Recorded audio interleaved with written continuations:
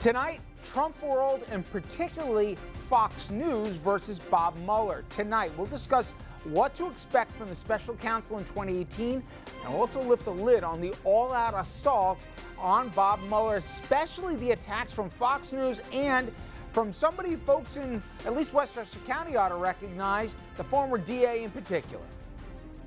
Then another look at President Trump's war on regulations. It's being sold as a way to free up businesses from expenses and red tape, but you could get stuck with the bill, especially the new rules stopping class action suits against banks and forcing consumers into arbitration and out of the courtroom. Trust me, you'll want to listen to that segment. And later, accusations of sexual misconduct. They've been professional death sentences for men in Hollywood, politics, media, and more. But now a local police chief accused of harassment by one of his own detectives, and he's still on the job. So the question is, who should get the axe amid the misconduct allegations and who shouldn't? Evening, everybody, and welcome to RFL. I'm Richard French. Hope you had a great holiday season.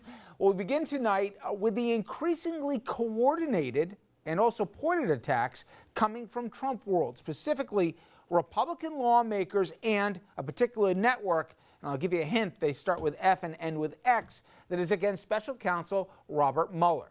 Now, Mueller, as you know, he is leading the investigation into President Trump. His probe originally focused on collusion with the Russians during the 2016 presidential campaign, but Mueller's marching orders give him wide-ranging latitude to investigate Trump on almost any matter, and as his probe has expanded, so has the criticism from certain corners against him, to the point where many believe the White House may be seeking to fire him.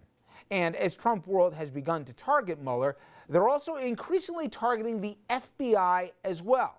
Why, you may ask? Well, because of the reassignment of FBI agent Peter Strzok, who was working with Mueller's team until this past summer when text messages surfaced showing that he insulted Trump before the election and talking of having, quote unquote, an insurance policy against Trump if in fact he won said election.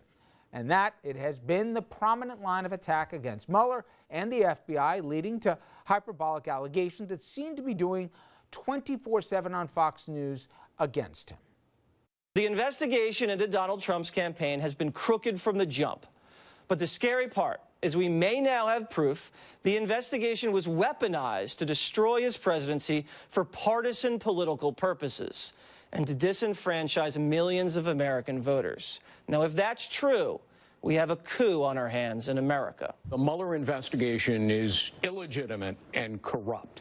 And Mueller has been using the FBI as a political weapon. And the FBI has become America's secret police. It's like the old KGB that comes for you in the dark of the night, banging through your door. This is way beyond a political opinion. This is an intent to stage what essentially amounts to a coup d'etat of the highest elected office in the United States of America. But even those attacks on Mueller, Strzok, who, by the way, got fired immediately when this came to light months ago, they all pale in comparison to the froth and the fury coming from Fox weekend host Jeanine Pirro, who also happens to be a former DA from Westchester County. You may remember also as a short-lived Senate candidate until she lost page 13, but that's besides the point. Here again, Ms. Pirro calling for viewers to arms. This is not about politics. It's much bigger. I doubt in American presidential election history that there has been as great a crime or as large a stain on our democracy than that committed by a criminal cabal in our FBI and the Department of Justice who think they know better than we who our president should be. It all started when Cardinal Comey destroyed our FBI with political hacks to set events in motion to destroy the Republic because they didn't like the man we chose to be our president. Well, it's time to take them out in cuffs. You heard her right. Now, as for the political and social impact of the growing attacks on Mueller and the FBI from one network here, we got a dose of sanity this morning from ABC's chief political analyst Matthew Dowd, who said, and I should mention, by the way, the following coming from a Republican who worked for former President Bush.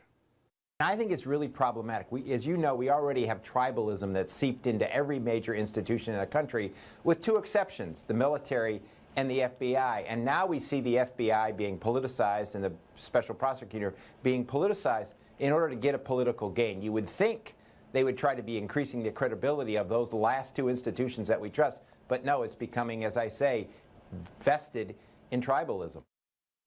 Okay, so here's the question. What are the dangers here of demonizing, not politics here, the FBI, the Justice Department, and frankly, the entire judicial system, the way you'll hear it night after night, morning after morning? And by the way, what does the president listen to every morning? Well, of course, he goes to Fox and Friends, where he hears some of the commentary you just heard in my playback. So we got an abridged version of our legal panel here for answers. Doug Van Oyst, founding partner of Carson Van Oyst, focusing on corporate misconduct, who's also selected by the Legal 500 as one of the most influential trial lawyers in the entire country, also a former ADA out in Long Island. Mayo Bartlett, an attorney at the law offices of Mayo Bartlett PLLC, former chief of the Bias Crimes Unit at the Westchester County DA's office, also one of the most prominent social attorneys that there is.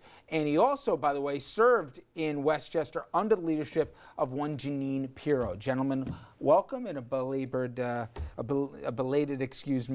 too, happy holidays. Okay, so I wrote down a few of the comments I heard.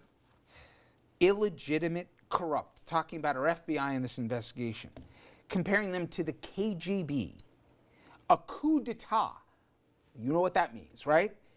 Criminal cabal, and your old boss saying we need to cuff and stuff, basically, Bob Mueller.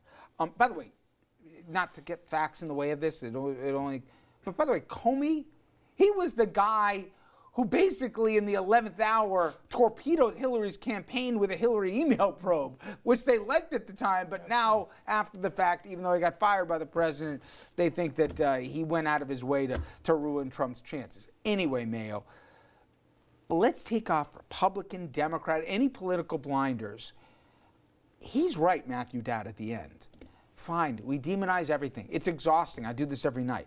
But the idea that you should at least have the military and the judicial branch that we can at least say are legitimate and not prone to blue and red or Dem and Republican, I'm not being Pollyannish. You kind of need that to have any credibility.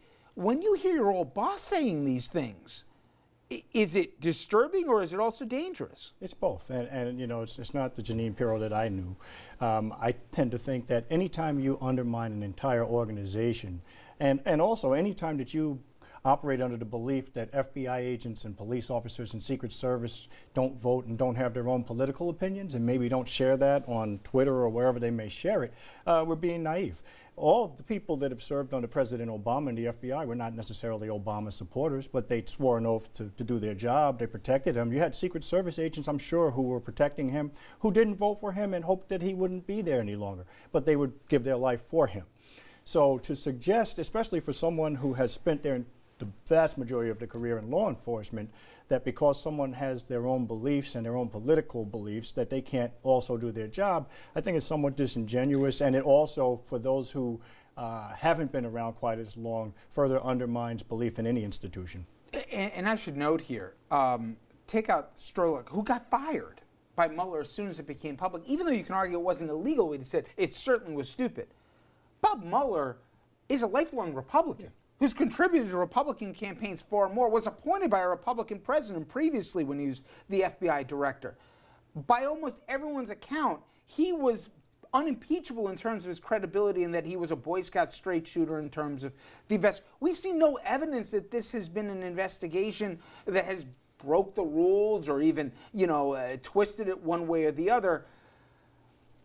What do you worry about as somebody who's been on both sides of the aisle here, that it goes from a political soundbite to now the public has already been told that people like me are news, it's all fake news, you can't believe anything you say if you don't agree with it.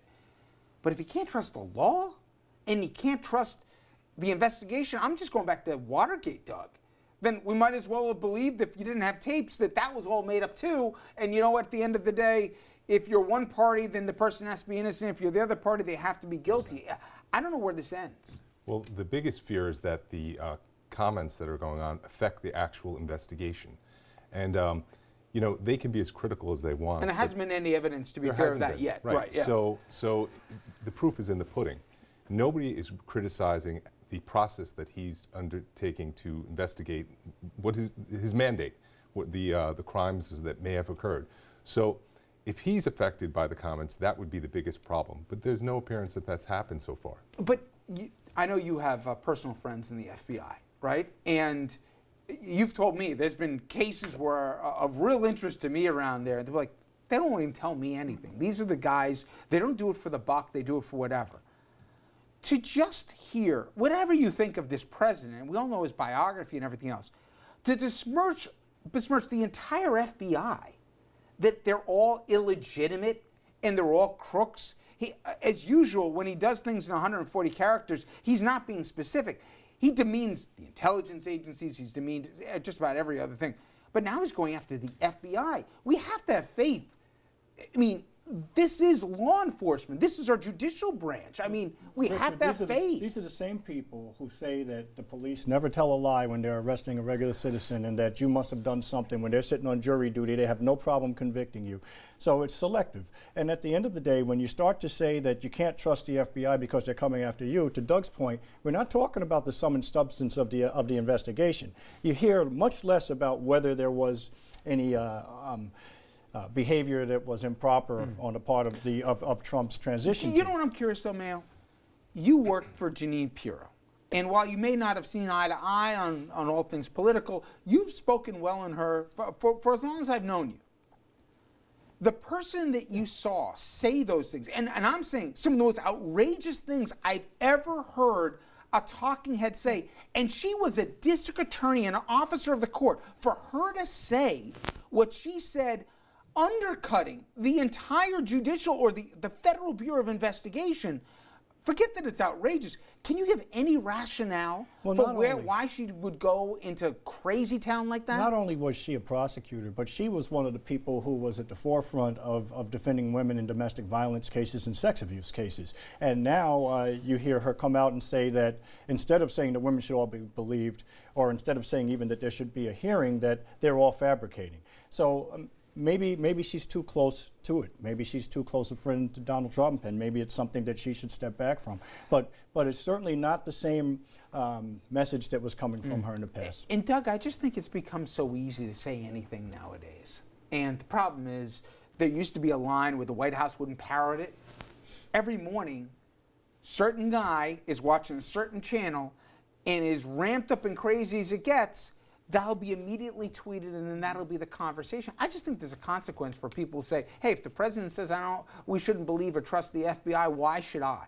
And I mean, they're the ones going after all the racketeering cases, busting up, sex rings, going after criminal cartels and the rest. It's not just an investigation on Trump. But Rich, have an entity like the FBI. You have somebody in the FBI that's probably on the verge of getting fired, and another person's on the verge of sainthood. And in between those, you have it's basically they're human beings. And that's the way they should be evaluated. The problem is when you're just a blanket assertion that the entire organization is somehow corrupt. That's not helpful. And in Jeanine Pirro's defense, she's not there as a district attorney and she's not there as a judge. She's there as an entertainer. The problem is, in my TV world, it's not just host. They put underneath there that she's a district attorney, which gives what she says credibility to an audience. She was hired in part because she's the law and order person. So when she comes across as the voice of law and order and condemning the entire bureau, you two guys get it, I may get it, but somebody else watching in Arkansas might say, well, this person knows, she's a district attorney. She knows that the FBI is all corrupt, and so should I think that way too. And that's at least where I think this goes from the surreal to the scary. And they don't call it Fox Entertainment, it's Fox News. So a lot of people believe that that is news when they're hearing this. Including a guy in the Oval Office. We're going to take a quick break. But when we come back, we're going to stay on the Mueller beat, including the very latest from the investigation. We're also going to ask these two guys to make predictions, and I'm going to hold them to this, what they think will happen in 2018 from the Mueller probe. Will it be less or more than voters or lawmakers might expect? And could the president actually fire him? I'll surprise you maybe with what I think is going to happen to this investigation.